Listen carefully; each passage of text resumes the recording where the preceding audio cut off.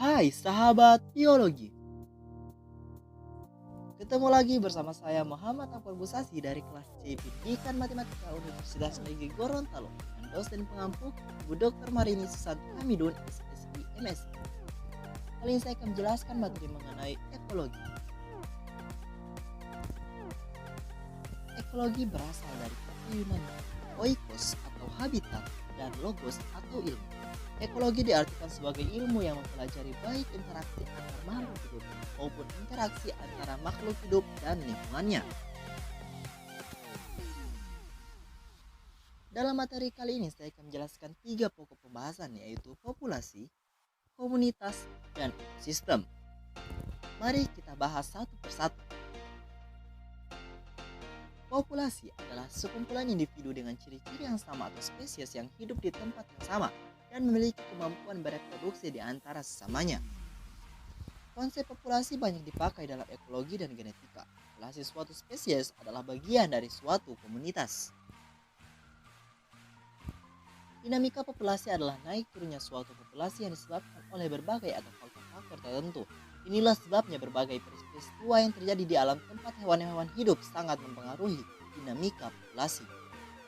Dalam dinamika populasi terbagi menjadi 3, ada interaksi predasi, bencana alam, dan aktivitas manusia.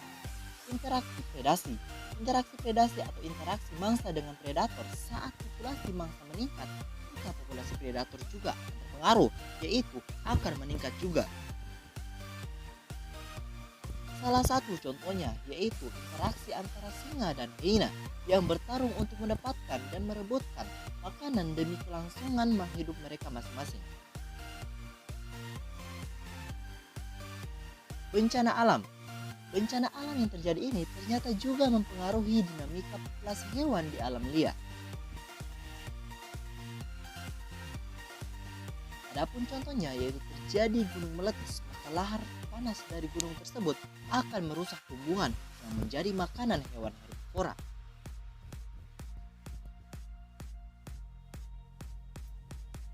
Aktivitas manusia. Ada berbagai aktivitas manusia yang menyebabkan dinamika populasi hewan di alam liar sana terjadi.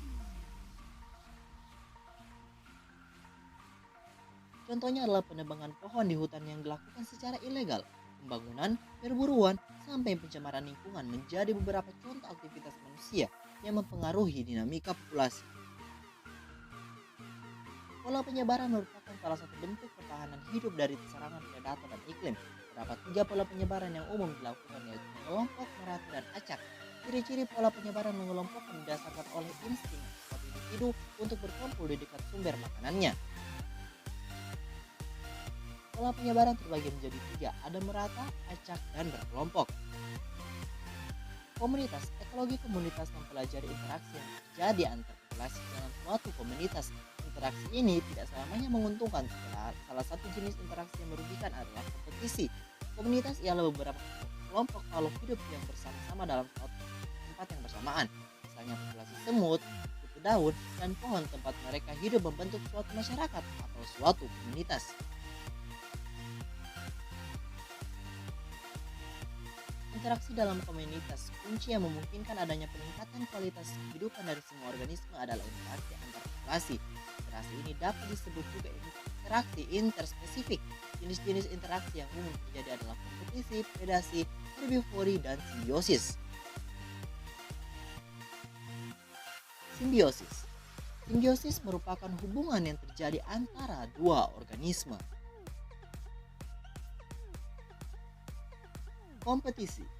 Kompetisi merupakan persaingan yang terjadi di antara 2 spesies. Salah satunya adalah kompetisi antara kuda nil. Predasi adalah interaksi antara pemangsa dan mangsanya. Salah satunya adalah harimau yang mengejar rusa. Rantai makanan adalah proses perpindahan energi makanan melalui seri organisme.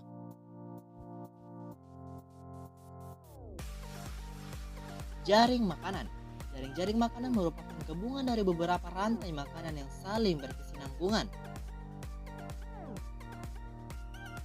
Piramida makanan merupakan menggunakan diagram yang menggambarkan susunan tingkat trofik suatu dan tingkat trofik lainnya berdasarkan jumlah, biomasa, dan kemampuan menyimpan energi pada setiap trofiknya. Ekosistem.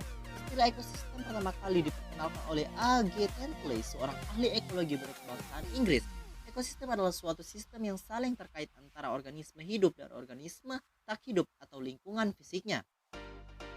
Komponen dalam ekosistem dibagi antara dua, ada komponen biotik dan ada komponen abiotik. Komponen biotik merupakan bagian hidup dari lingkungan termasuk seluruh populasi yang berinteraksi dengannya. Contoh dampak faktor biotik pada suatu lingkungan adalah penyerbukan bunga oleh angin. Sedangkan abiotik merupakan semua bagian tidak hidup dari ekosistem. Kemampuan organisme untuk hidup dan berkembang baik bergantung pada beberapa faktor fisika dan kimia di lingkungannya. Ekosistem air ataupun tipe-tipe ekosistem. Akuatik adalah ekosistem dalam badan air, komunitas organisme yang saling bergantung satu sama lain dalam lingkungannya. Dua jenis utama ekosistem perairan adalah ekosistem laut dan air tawar. Ekosistem laut. Ekosistem laut atau disebut juga ekosistem bahari merupakan ekosistem yang terdapat di perairan laut. Dia ada perairan dalam, dangkal atau litoral, dan pasang surut. Yang terakhir adalah ekosistem darat terestrial. Ekosistem darat dalam skala luas yang memiliki tipe struktur vegetasi. Tumbuhan dominan disebut bioma. Vegetasi suatu jenis bioma memiliki penampakan yang sama dimanapun bioma tersebut ditemukan. Siklus energi dan materi. Siklus energi dan materi pada hakikatnya dalam organisasi kehidupan tingkat ekosistem terjadi proses-proses sirkulasi materi, sirkulasi energi, dan akumulasi materi melalui organisme. Ekosistem juga merupakan suatu sistem yang terbuka dan dinamis. Keluar masuknya energi dan materi bertujuan mempertahankan organismenya serta mempertahankan fungsinya. Masing-masing komponen biotik memiliki kemampuan tertentu. Jangan lupa like, comment, and subscribe. Terima kasih.